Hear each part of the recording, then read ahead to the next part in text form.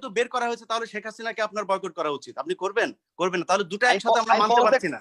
আমরা দুজনের একজনকে মনে করছি অপরাধ করেছে, হয় শেখ হাসিনা অপরাধ করেছে অথবা আপনি অপরাধ করেছেন, দুটার একটা। এবার আপনি কোনটা মানবেন সেটা আপনার পরের বক্তব্যে আপনি জবাব দেবেন। 2 নাম্বার হচ্ছে আপনি আপনার যে ছাত্রলীগের কমিটি ছিল, আপনার ঠিক আগের কমিটির একজনকে আমরা দেখেছি, আমি নাম ধরে বলছি, সোহাগ সাহেবকে দেখেছি যে সুন্দর ব্যাগ টেক নিয়ে তারপরে নমিনেশন পেপার জমা দিতে এসেছে 2018 সালে নির্বাচনে। ছাত্রলীগের একজন নেতা ঢাকা বিশ্ববিদ্যালয় থেকে পড়াশোনা করে বের হয়েই তার কোনো চাকরি নাই, ব্যবসা নাই, তিনি কিভাবে নমিনেশন পেপার কিনতে আসেন এবং নির্বাচনে যেতে যান? কারণ বাংলাদেশে এখন নির্বাচন করতে গেলে তার অন্তত 2-4 কোটি টাকার মালিক হতে হবে, সেটা লিকুইডিটি মানি থাকতে হবে। তো সেই লোক কিভাবে নির্বাচনে যায়? অর্থাৎ আমরা দেখছি, আমরা তো বাংলাদেশেরই মানুষ, তো আমরা তো জানি যে ছাত্রলীগের এখন ইনকাম ভালো, অতএব আপনি যদি আমাকে একটা পদ দেন আমি দেশে ফিরে আসতে রাজি আছি ভাই, আর কোনো কিছু দরকার নেই। 3 নাম্বার হচ্ছে যেটা বলতে চাই, আপনি সালাউদ্দিন কাদের চৌধুরীর কবর ভাঙার বিষয়ে ব্যাখ্যা দিয়েছেন। না, কবর ভাঙি নাই ভাই, আপনি ভিডিওটা আবার দেখবেন। যেটা করেছেন, একটা প্লাস্টিকের সাইনবোর্ড ছিল, শহীদ লেখা কিন্তু হয়েছে। আমি কিন্তু খুব মনোযোগ সহকারে আপনার বক্তব্য শুনছিলাম। আপনি আশা করছি শুনবেন এবং আমার কোনো ভুল থাকলে সেটা আপনার বক্তব্যের সময় আপনি বলেন।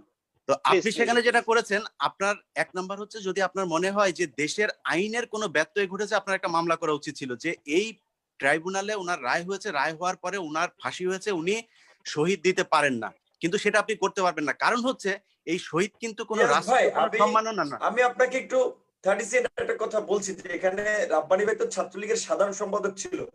আমাকে যেই কেসে অভিযুক্ত করা হয়েছে, এখানে গোলাম রাব্বানী এই প্রোগ্রামে বলছেন যে ধর্ষণের অভিযোগে নাই, ধর্ষণের সহযোগিতা, অর্থাৎ ভিকটিমের যে অভিযোগ ছিল যে মেয়েটি আমার কাছে বিচার দিয়েছিল, আমি বিচার করি। আমার ব্যাখ্যা আমি দিয়েছি যে ফৌজদারি অপরাধের বিচার করা আমি কোনো অথরিটি না।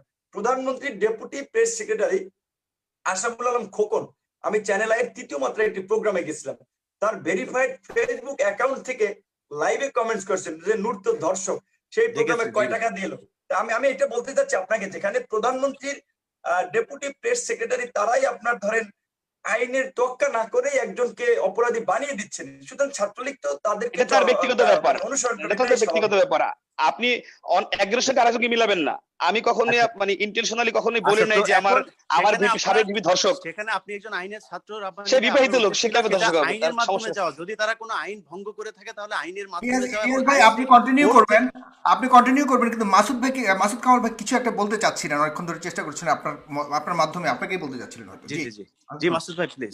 না আমার আপনি নতুন করে বলা দিচ্ছেন না। আমার কাছে মনে হচ্ছে কি, দেখেন প্রায় 2 ঘন্টা হয়ে গেল, তাই না?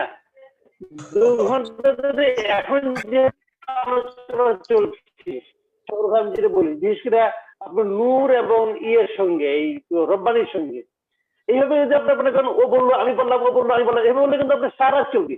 হ্যাঁ, তো সারা চালানোর মতো ওনাদের এনার্জি আছে। আমি তো বুড়া মানুষ ভাই,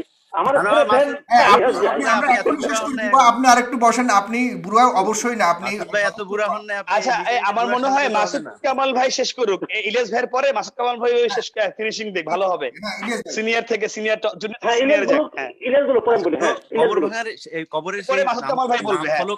আপনি সরাতে গিয়েছেন, সেটা আইনের মাধ্যমে যাওয়া উচিত ছিল। আপনি মামলা করতে পারতেন, তারপরে কোর্ট যদি মনে করে সেখানে তারা লোক পাঠিয়ে তারপর সেটা সরাতে পারতো, সেটা আপনি করেন নাই। 2 নাম্বার অপরাধ যেটা করেছেন সেটা হচ্ছে তাদের পরিবার, সে কিভাবে মারা গেছে সেটা তাদের ব্যাপার, সেটা মানে রাষ্ট্র সেটার বিচার করেছে, সেই বিচার নিয়ে প্রশ্ন আছে, সেই প্রশ্নে যাচ্ছি না। কিন্তু তারা মনে করছে যে তার বাবা বা তার স্বামী সে যে রাজাকার, এটা নিয়ে আপনার কোনো প্রশ্ন আছে? সে যে অশিক্ষিত রাজাকার, এটা অবশ্যই আছে। সে কোথাও বলেন নাই কখনো সে যে রাজাকার, অবশ্যই আছে। সে কখনোই বলতে হবে কেন? আপনি বলছেন চট্টগ্রাম ভাই জানে, কিন্তু যে আদালত থেকে সুখরঞ্জন বালিকে তুলে নিয়ে ইন্ডিয়াতে পাঠিয়ে দেওয়া হয়, সেই ট্রাইব্যুনাল নিয়ে আমাদের সমস্যা আছে। অতএব আমরা এই বর্তমানের এই আইন মানি না। আমি ব্যক্তিগতভাবে এই আইন আমি মানি নাই। এই ট্রাইব্যুনাল নিয়ে যথেষ্ট স্কাইপ কেলেঙ্কারি থেকে শুরু করে এগুলো ওপেন সিক্রেট, এগুলো কোনো কিছু তো গোপন নাই রাব্বানী ভাই, মানে গোপন না তো, আপনি নিজেও জানেন। 30 বছর 40 বছর আগের কেস আপনি এখন যে করা সৎসাহস করেছেন, সেখানে আপনার মানে সবকিছু পারফেক্ট হবে এভাবে আপনি কিভাবে বুঝতে পারলেন? 40 বছর আগের কেস, জাস্টিস ডিনাইড, তার মানে প্রধানমন্ত্রী শেখ হাসিনা আপনার ইয়ে করবে, প্রধান বিচারপতিকে বলবে যে একটারে ঝুলাই দাও, যত তাড়াতাড়ি পারো একটাকে ঝুলাই দাও, প্রমোশন দিব, এটা বলবে?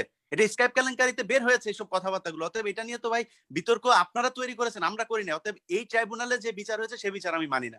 আর শহীদ আচ্ছা যাই হোক ইলিয়াস ভাই, আমি এই ছোট বিষয়টা আমি কনক্লুড করছি। আমি কিন্তু তারপরে বলে দুঃখ প্রকাশ করেছি যখন দেখেছি যে আজকে সেটা আমার ইন্টারেস্ট ছিল খুব সিম্পল, যে নামের আগে শহীদ কথাটা মানে ভালো লাগে নাই আমার কাছে। আমি সহ না আরো সবার সাথে, কিন্তু আমি দুঃখ প্রকাশ করেছি। এটা কিন্তু মুক্তিযুদ্ধের ওই ইয়ে না, সার্টিফিকেট না যে এটার জন্য আপনাকে ভাতা দিতে হবে। শহীদ লাগাইলে কিন্তু সরকারি কোনো ভাতা চায় না, আপনার ছাত্রলীগের কাছে। এই ঘটনার জন্য আমি কিন্তু পরবর্তীতে আমি দুঃখ প্রকাশ করেছি। হ্যাঁ, পরবর্তীতে আমি এই ঘটনার জন্য দুঃখ প্রকাশ করেছি, তো অনেকে খারাপ লেগেছে। একজন মানুষ মারা গেলে আসলে কিছু থাকে না। রাইট, আমি বলেছি ইলিয়াস ভাই অনুভূতিতে আঘাত দিয়েছেন, আপনি তাদের ধর্মীয় অনুভূতিতে আঘাত দিয়েছেন, এটা করা ঠিক হয় না। কারণ কবর কিন্তু সবারই থাকবে, বাড়িঘর সবারই থাকবে। ভাই আমি দুঃখ প্রকাশ করেছি ইলিয়াস ভাই, আমি আবারও বলছি, একজন মানুষ মারা গেলে তার কিছু থাকে না। এই ঘটনার পরে আমি দুঃখ প্রকাশ করেছি যে অনেক ধন্যবাদ ভাই, অনেক ধন্যবাদ আপনার কাছে। এটা এই ধরনের, আপনার কাছে অন্তত আমার এই ধরনের প্রত্যাশা ছিল যে আপনি অনেক আগে এটা নিয়ে এটা অ্যাপ্রিশিয়েট করি আমরা।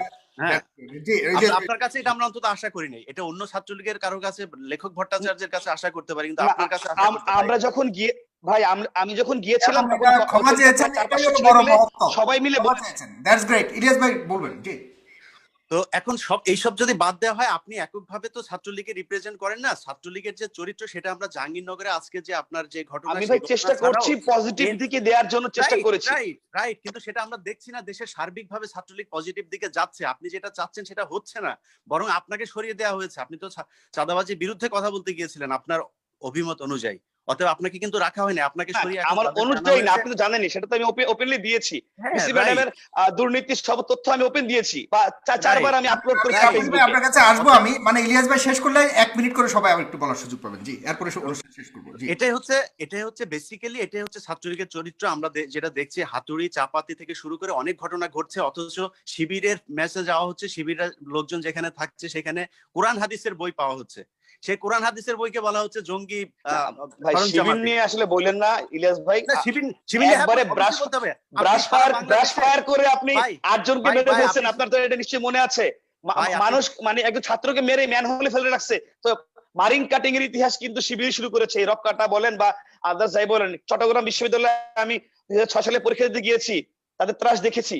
আমি কেন সেরা জিন্স পরেছি এর জন্য আমাকে নিয়ে র‍্যাক দিয়েছে। আমারে ভাই প্লিজ ইতিহাস চট্টগ্রাম বিশ্ব ভাই আমাকে ইতিহাস করে যাব। আমার ইতিহাস নিয়ে টান দিলে 73-এ যাব, যে সময় শিবির আসেও না এই দেশে। আমি নিজে শিবিরের র‍্যাগিং এর শিকার আমি হয়েছি 2006 সালে চট্টগ্রাম বিশ্ববিদ্যালয়ের সামান্য ফলে। ভাই আমি অস্বীকার করি না তো শিবির র‍্যাগিং করে না, আমি অস্বীকার করি না। শিবির রক কেটেছে, এটাও আমি স্বীকার করছি। কিন্তু শিবির রক কেটেছে, শিবির কয়জন মানুষকে মেরেছে, শিবির কোথায় একটা টেন্ডারবাজির একটা মামলা দেখাবেন, শিবিরের বিরুদ্ধে একটা ধর্ষণের মামলা দেখাবেন। আমি কাউকে সাপোর্ট করছি না, আমি কাউকে না এই ক্ষেত্রে আমি বলবো না। আমি শিবিরের কথা বলছি না, যে ওই ছাড়া ওরা ধর্মীয় এক্সট্রিমিজম প্র্যাকটিস করে, কিন্তু এই যে টেন্ডারবাজি নিয়ে আমি কখনো দেখি নাই।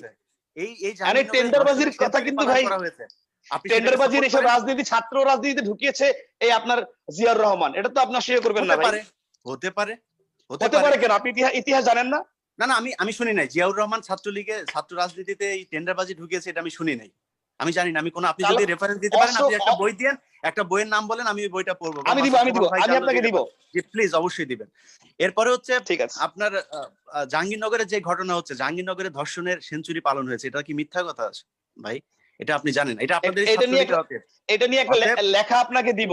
এটা কোনো দালিলিক প্রমাণ নাই, এটা নিয়ে একটা পুরো লেখা আপনাকে দিব ভাই। ঠিক আছে, এই সব মিলিয়ে আমি এখন ছাত্রলীগের যে অবস্থা দেখছি ভাই, এটা আসলে কোনো ভদ্র মানুষ এদের সাথে এই মুহূর্তে অন্তত সম্পৃক্ত থাকতে পারে না। কারণ ইমেজটা এখন যেই জায়গায় এসে পৌঁছেছে, কারণ আমি মনে করি যাদের বাবা